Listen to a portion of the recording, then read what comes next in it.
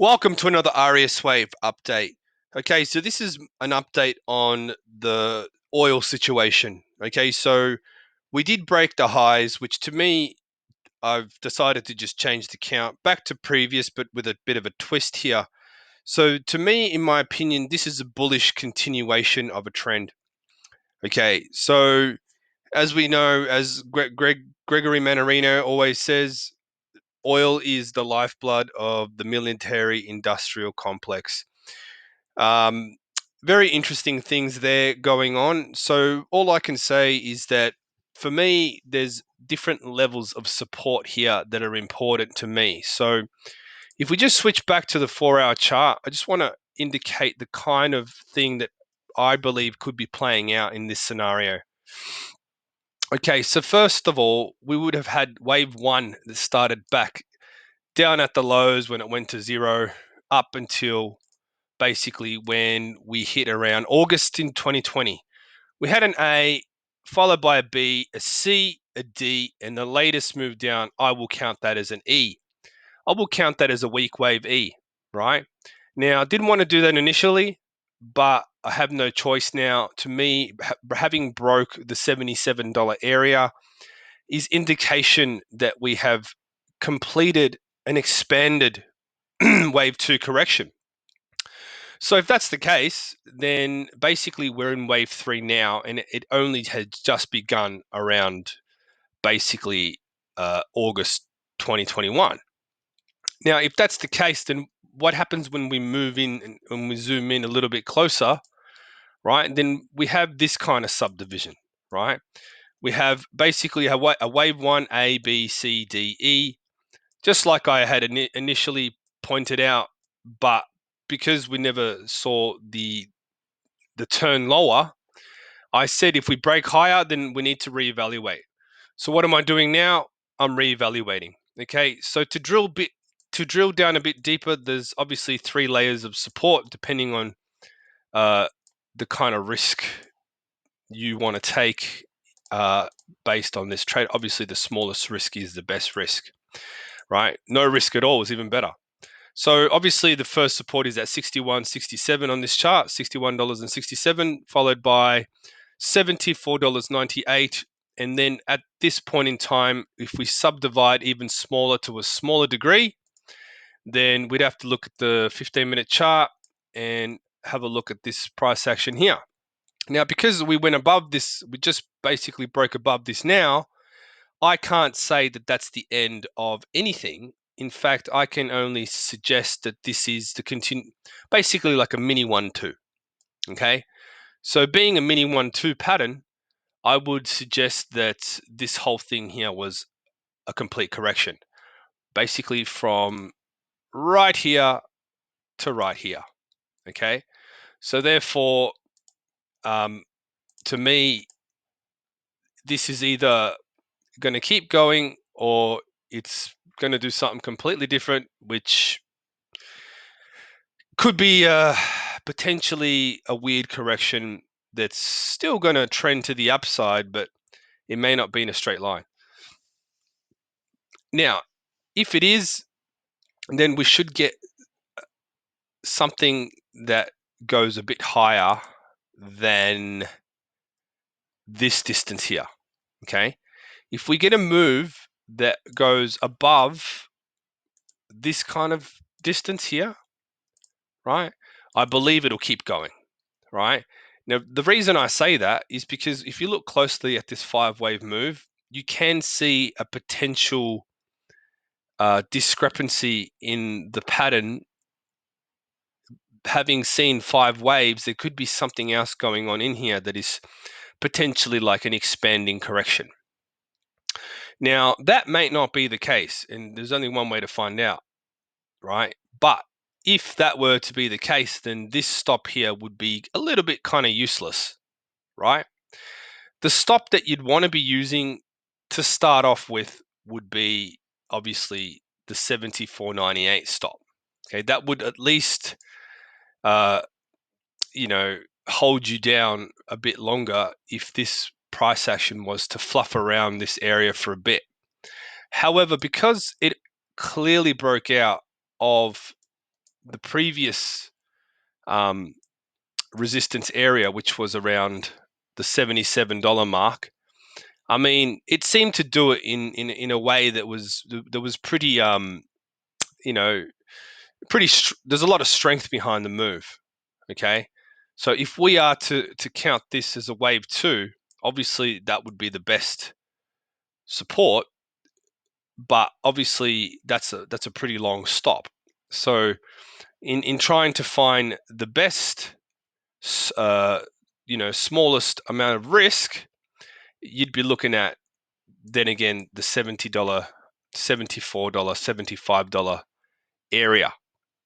Okay, so at this point in time, it's looking fairly bullish. If you are to use this pattern, it would suggest that the commodity, oil, this commodity, this cycle is basically, it's almost like it's just getting warmed up.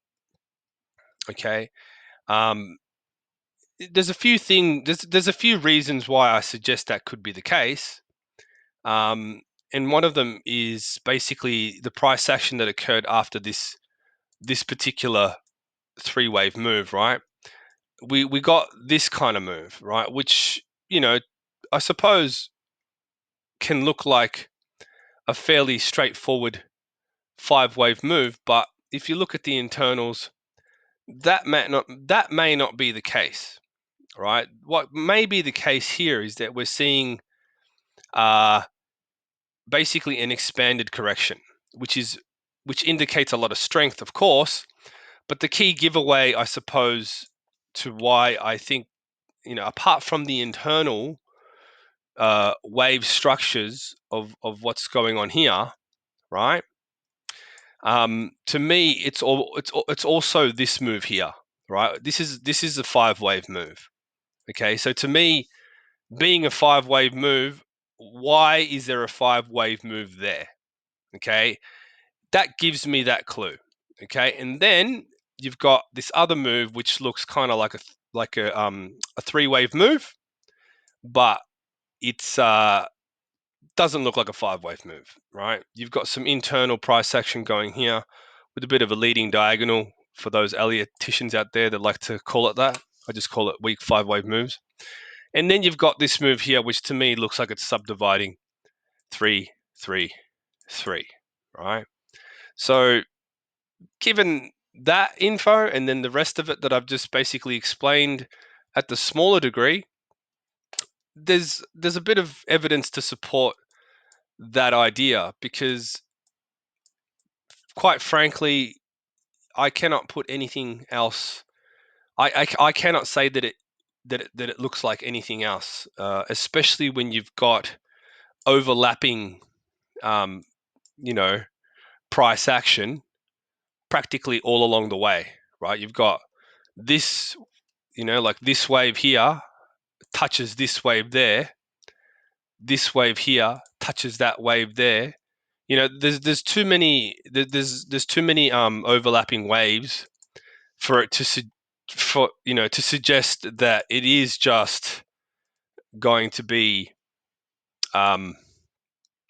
just a 5-wave move, and also because we saw this 5-wave move turn into something else that's still ongoing. Obviously, I can only say, look, just use good money management practices there to navigate these markets. But if that's what we're looking at, then I'd expect higher prices.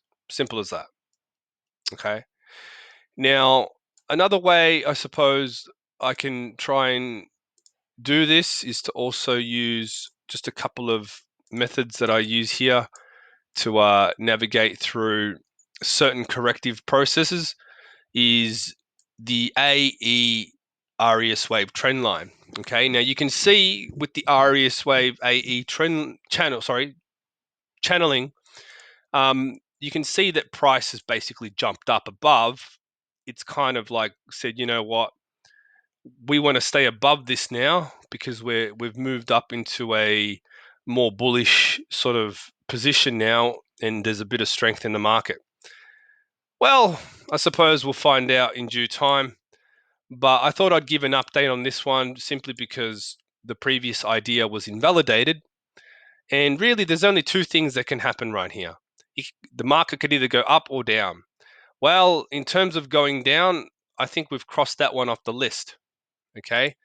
At the small degree, there's not much to expect once you break these kind of highs, especially in terms of, stop losses getting hit, right? So you're more than likely going to get price bouncing around this kind of area, especially if this is what